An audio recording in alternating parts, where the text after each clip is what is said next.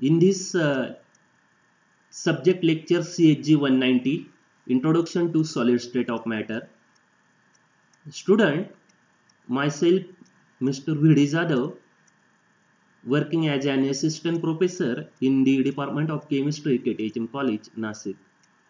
Student, in last lecture we have seen defects, and in that we see Schottky defect and Frenkel defects. In today's lecture we discuss concentration of defects and also extrinsic defects.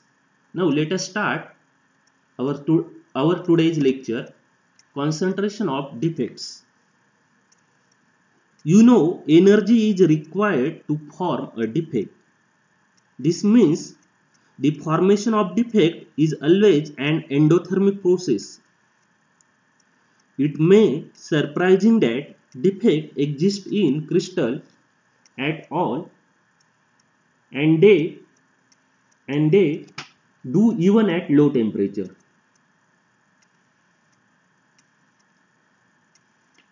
And in very small concentration. The reason for this is that it costs energy to form defects. There is gain in entropy. The enthalpy of formation of the defects is thus balanced by the gain in entropy, such that at equilibrium the overall change in free energy of the crystal due to the defect formation is zero. According to the equation, delta G is equal to delta H minus T delta S.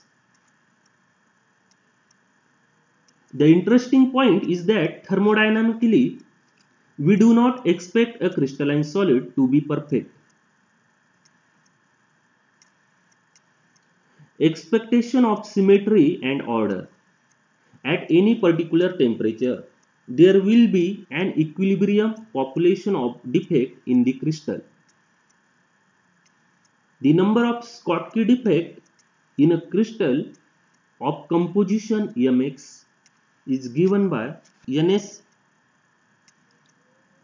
nearly equal to capital N into in bracket minus delta Hs upon twice Kt, where this Ns is the number of Schottky defect per unit volume at T degree Kelvin in a crystal with capital N cations and N anion sites per unit volume. This minus delta Hs is the enthalpy required. Delta H S is the enthalpy required to form one defect. It is simple matter to derive this equation for the equilibrium concentration of Schottky defect by considering the change in entropy of a perfect crystal due to the introduction of defect.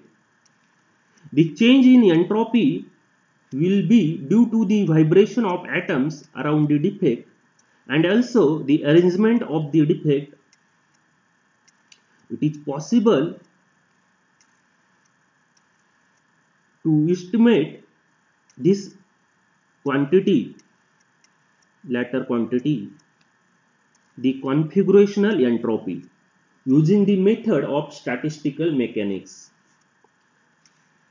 If the number of Schottky defect is Ns, small ns per unit volume at T Kelvin, then there will be Ns cations vacancies and Ns anion vacancies in a crystal containing capital N possible cation sites and N possible anion sites per unit volume.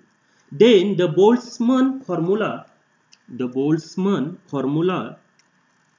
tells us entropy of such a system is given by S is equal to Boltzmann formula for entropy of such a system, that is for NS system, is given by the equation S is equal to small k ln W, where W is the number of ways of distributing NS defect over n possible sites at random, capital N possible sites at random, and small k, this small k is the Boltzmann constant and its value is k is equal to 1.38 into 10 raised to minus 23 joule per Kelvin. And the probability theory shows that W is given by the equation, probability theory for W is equal to n factorial upon n minus number of Schottky defect factorial number of Schottky defect factorial.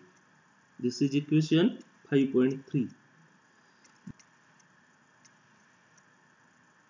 So the number of ways we can distribute the cations vacancies will be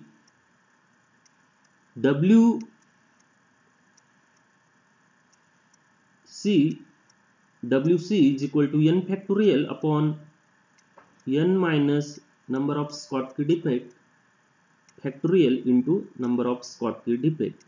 And similarly for the anion vacancies WA, for cation vacancies WC, and for anion vacancies WA. Same formula used for calculation of number of ways of distributing NS defect. W is equal to the total number of ways of distributing this defect W is given by product of WC, that is cation vacancy and anion vacancy. W is equal to product of WC into WA. It follows that when a perfect crystal has no defect, that is NS is equal to 0, when W is equal to 1 and S is equal to 0. A perfect crystal has a 0 configurational entropy. The change in configurational entropy due to introducing defect into a perfect crystal is delta S.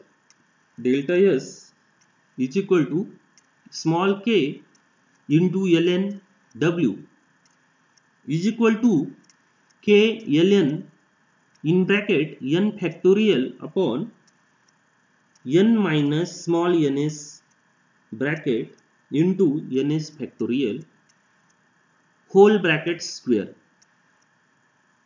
If you solve this, the equation come twice k ln in bracket n factorial upon n minus small ns, that is number of Schottky defect factorial into ns factorial.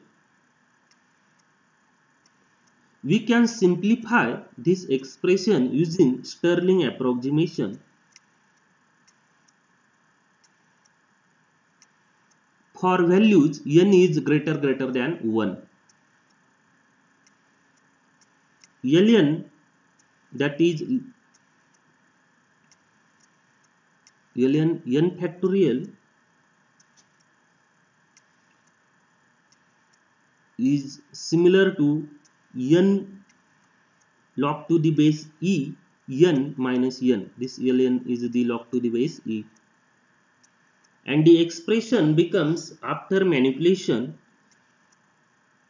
delta S, that is change in entropy, is equal to twice k in bracket n into ln n minus n minus small ns ln into n minus small ns minus ns ln ns. This ns, you know, number of Schottky defect. If the enthalpy if the enthalpy change for the formation of a single defect is delta Hs delta H, and we assume that the enthalpy change for the formation of Schottky defect, that is small ns defect, is small ns into delta Hs. Then the Gibbs free energy change is given by delta G is equal to small ns into delta Hs minus twice kT in bracket n ln n minus n minus ns small ns into ln in bracket n minus small ns minus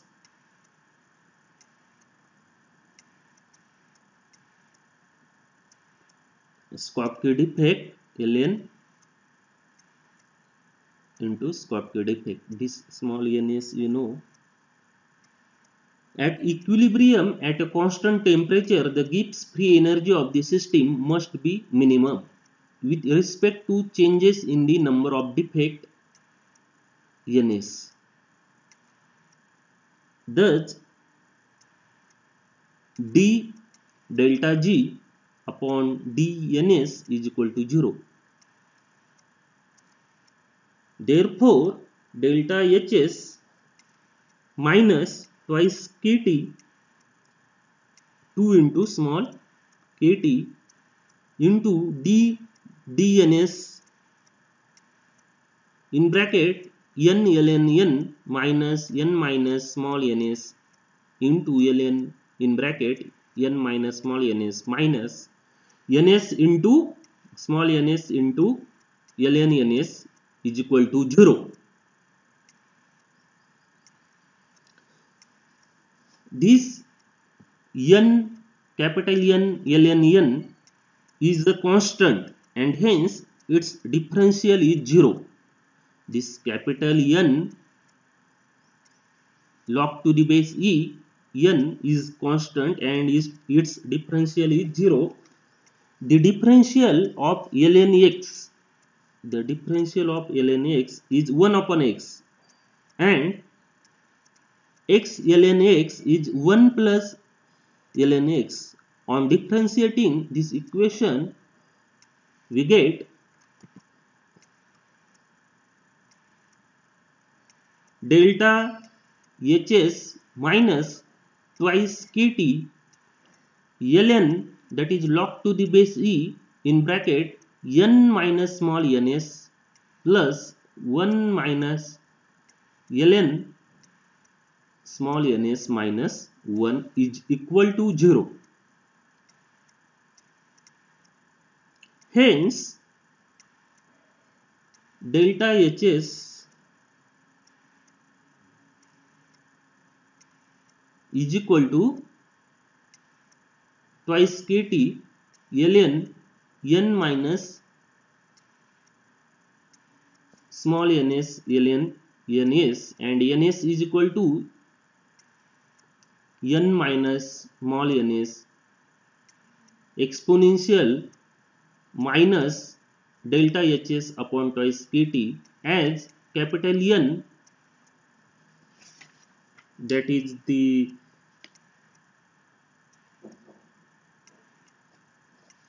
n number of cations and anions is greater than number of Schottky defect, we can approximate n minus small ns by n, finally giving this equation 1, that is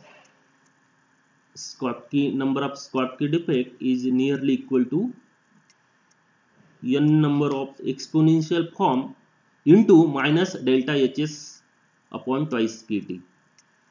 We express this equation in molar quantities. It becomes ns is nearly equal to n form of n number of exponential form into minus delta Hs upon twice RT. Where this is equation number 4, where now delta Hs is the enthalpy required to form 1 mole of Schottky defect, and capital R is the gas constant and its value is 8.314 joule Kelvin per mole, and units of delta Hs are joule per mole. By a similar analysis, we find that the number of Frenkel defects present in a crystal Mx is given by the expression number of Frenkel defect Nf is equal to n capital N into n factorial raised to 1 half exponential into in bracket delta Hf upon twice Kt. This is equation 5.5, where this small nf is the number of Frenkel defect per unit volume, capital N is the number of lattice sites, and this here n into ni, n into n, small nf is nearly equal to n into ni. This ni is the number of interstitial sites available, and delta Hf here, this delta Hf is the enthalpy of formation of one Frenkel defect. If delta Hf is the enthalpy of formation of 1 mole of Frenkel defect, the expression becomes Nf is nearly Nf is equal to n into ni raised to 1 half exponential into minus delta Hf upon twice RT. This is equation 5.6.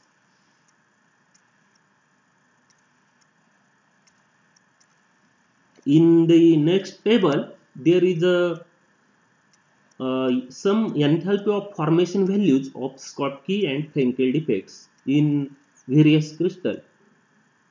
Using the information of this table, we can now get an idea of how many defects are present in a crystal. Here, assume that delta Hs has a middle of the range value 5 into 10 raised to minus 19 joule. And substituting in equation 5.1, we find that the proportion of vacant sites Ns, small ns upon n at 300 Kelvin is 6.12 into 10 raised to minus 17 at 1000 Kelvin, and this rises to 1.37 into 10 raised to minus 8. Before that, we see this table here, Schottky defect for magnesium oxide, calcium oxide, these are the compound, and Frenkel defect here, these are the compound. Their delta H value in 10 raised to minus 19 joule and delta H in electron volt. The literature often quite values in electron volt, so these are the included for comparison, and here given 1 electron volt value in joule.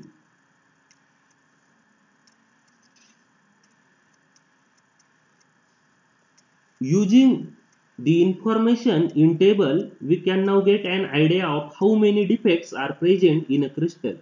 Assume that here delta Hs has a middle of the range value 5 into 10 raised to minus 19 joule. Substituting in equation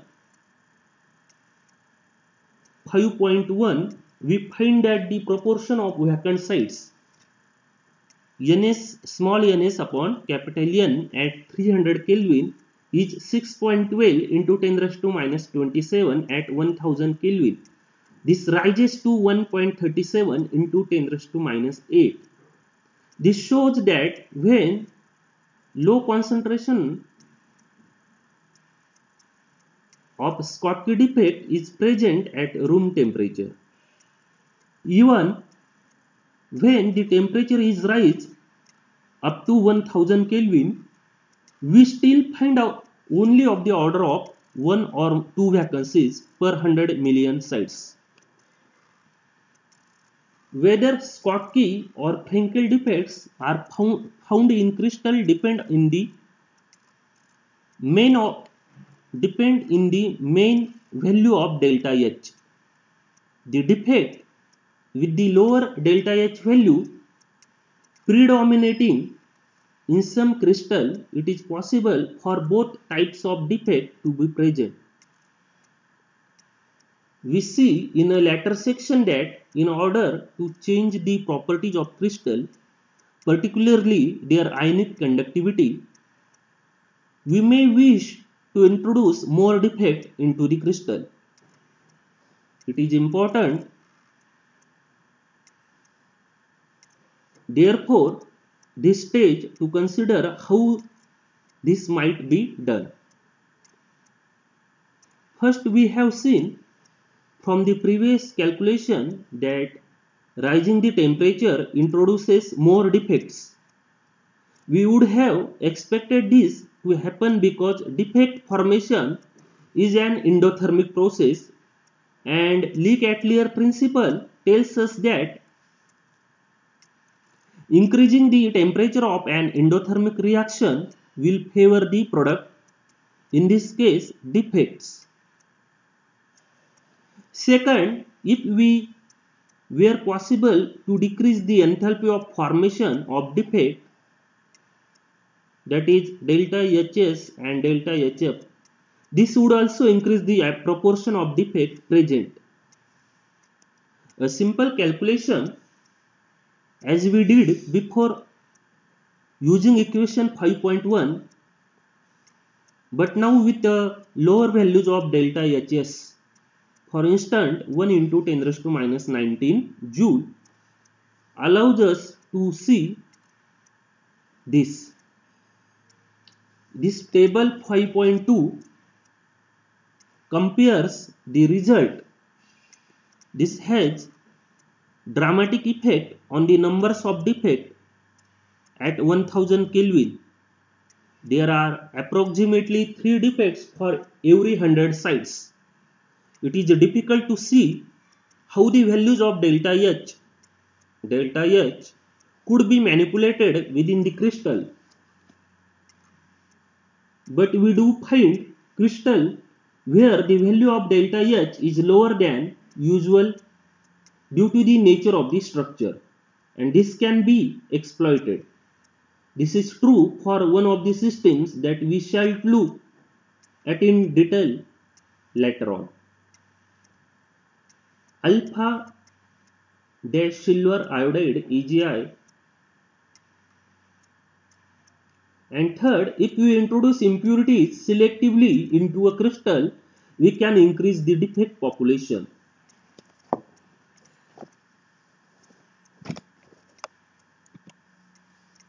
Next is the extrinsic defects. We can introduce vacancies into a crystal by doping. It will a selected impurity. For instance, if we add calcium chloride CaCl2 to a NaCl crystal, each calcium 2 plus ion replaces 2 Na plus ions in order to preserve electrical neutrality, and so one cation vacancy is created. Such created vacancies are known as extrinsic defect. An important example that you will meet later in the chapter is the zirconia ZrO2. This structure can be stabilized by doping with calcium oxide CaO, where the calcium 2 plus ions replace the zirconium 4 atoms in the lattice. The charge compensation achieved by the production of anion vacancies on the oxide sublattice. Here in this table, values of small ns upon n, that is number of Schottky defect upon number of cations or anions, values of ns upon n, temperature in Kelvin, delta H is 5 into 10 raised to minus 19 joule and delta H is 1 into 10 raised to minus 19 joule. Here value observed for 300 Kelvin and value observed for 1000 Kelvin. This is the overall concentration of defects because of temperature, because of added impurity or doping, and lastly we are see extrinsic defect because of added impurity in the crystal and because of the vacancies into a crystal by doping. Here this is overall today's lecture. I will stop here. Thank you.